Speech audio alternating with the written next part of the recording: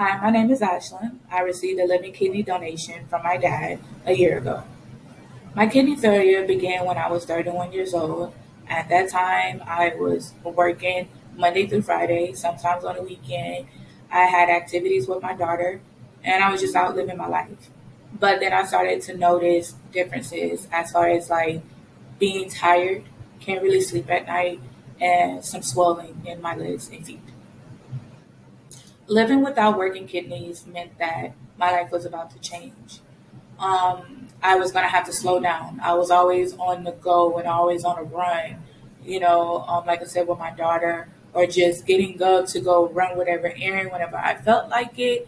And, I was doing yoga. I was also working out, and a lot of that had to change.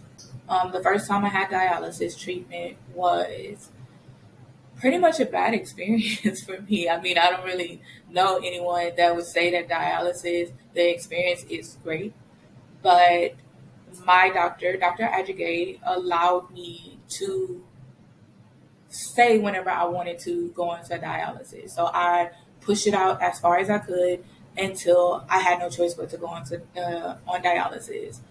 So coming in, I was feeling bad. Could hardly breathe, and I couldn't lay down. And he was like, "It's time," and I said, "I agree." And not being on dialysis ever and starting, and just the process of it, you have to have so many treatments for the nurses to know how much your body can take when pulling the fluid off. And so my first experience was not a great one because I got really sick. When my doctor told me that a living donor kidney transplant was my best option, I felt pretty confident because knowing that I was going to go into kidney failure, my family was pretty much prepared and they had already told me that, I would donate.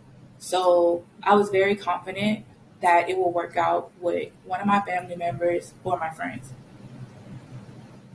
I found it easy to talk about living donation with my family and friends because, like I said, going into kidney failure, it did happen pretty quickly, but we knew that I was going to eventually go into kidney failure. So we already had different discussions, and the people that wanted to donate, they told me, hey, make sure you list me.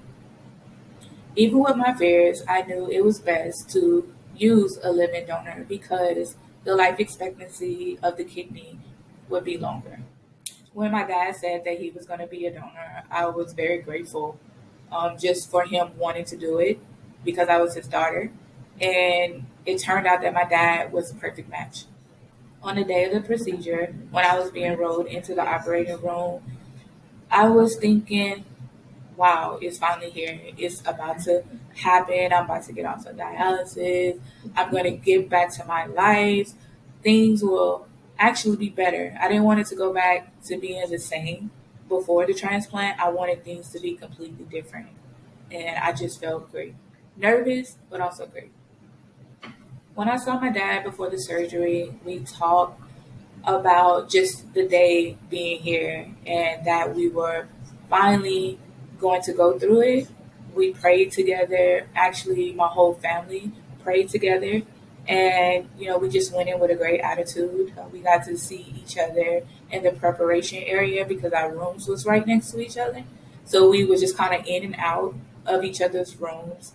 And, actually just sitting there and waiting, I was just like, okay, looking at my watch, when am I going to be rolled in? When is this going to happen? And, but other than that, it was great. And I just continued to pray. And I know my family who was not able to be there were also praying for us too. After surgery, I was excited to once again be able to see my daughter. When I was in the hospital for the 4 or 5 days after the transplant, I was not able to see her at all because it was during the time that COVID pretty much got started. So she was not allowed to come to the hospital. And once I was able to go home, I got to see her for a few hours. She was actually staying with her dad. And so she came see me for a few hours. And then the next day, after doing lab work, got a call from my coordinator, and she said, hey, you need to come back to the hospital immediately because you're going into kidney failure. And I went back for 2 weeks, and the whole time I didn't see her for 2 weeks. As far as my recovery, it went well. I had a caretaker, my granny. She stayed with me about a month and a half. She made sure I ate every 4 hours. She made sure that I received my medicine every 4 hours. I did no lifting. She pretty much took care of everything. So everything was good. A life without dialysis meant that I can go on living my life the way I choose to, which is a healthy way now. I get to spend more time with my daughter, my stepson, my family, and I also wasn't on a dialysis schedule anymore. My dialysis was 3 times a week for 3.5 hours. And so that I pretty much had to do everything around that. I couldn't take trips like I wanted to because it would be preparation to wherever I was going to have my dialysis treatments there. The most noticeable difference in me is the weight gain. I kind of went up and down with my weight due to steroids, and I'm actually still on steroids. I'm on a low dose now, but I went through 2 kidney failures. The second one was mild, but I had to do steroid treatments, and these are high doses. So I went from being really skinny after the transplant, and within a few months, I had gained weight, and just after that, just gained even more weight. And so you will go through that. I know that, and but it was hard for me to accept it at first. And once I finally did and realized, hey, it's not your fault. There are some things you cannot control. It was easier for me to deal with.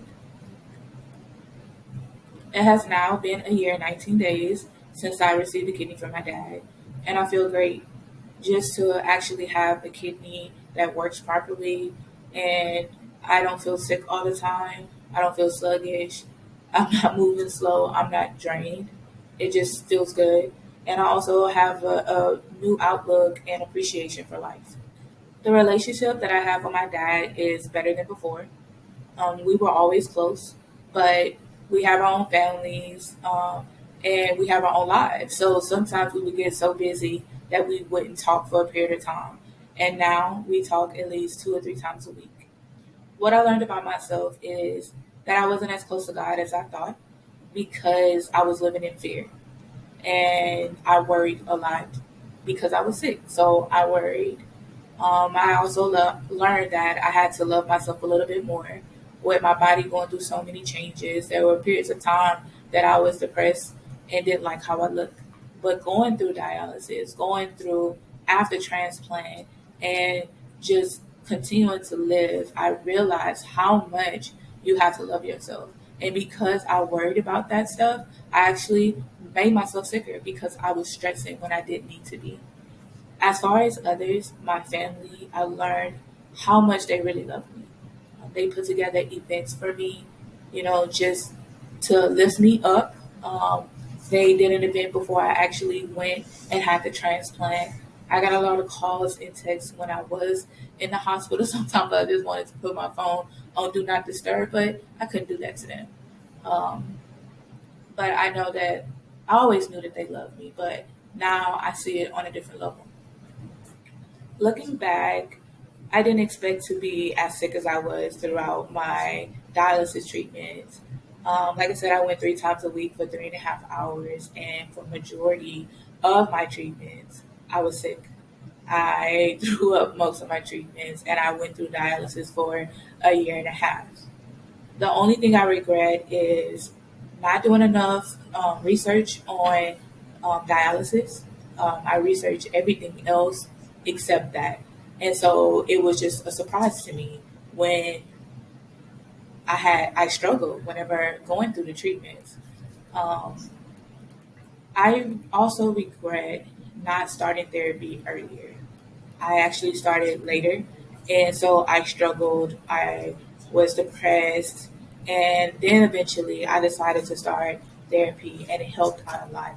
So I would encourage people now, that I speak to about, kidney failure is to get therapy and continue it even after because, you still need someone to talk to and help you sort out things.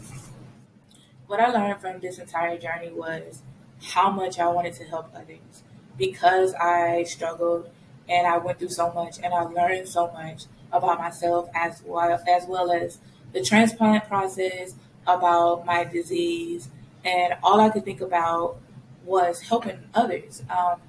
I didn't seek people like myself that was going through what I was going through or had already been through it and could provide me with some comfort. And so that was my goal and still is my goal, to reach out to so many people as I can, to just give them that comfort that I wanted the whole time through my treatment. I got a lot of that from my family, but it's really not the same unless you talk to someone that's already been through it, or y'all going through it together and y'all could just push each other through everything. My advice to others who need a kidney is to not be afraid to talk to your family, educate them. Um, the problem that we have right now is that a lot of people do not know anything about giving a transplant. They're not educated. I was not educated until I actually started going through the kidney failure, the dialysis, the transplant. Um, I didn't know anything. So if we actually talk to them and just let them know that they can still live a normal life, their life will not slow down after the transplant, they can continue to do and go back to doing the things that they want to do. But first, they need to be educated. And yes, some people will just come to you and volunteer, but some will not. So don't be afraid to just go and ask. Dad, I said it before, and I'm going to say it again. Thank you so much for saving me, for giving me my life back, giving me a second chance to live better than I was before. Um, Truly grateful. Uh, and this was, I feel like this also helped you out a lot too. And it really helped our relationship. And I love you.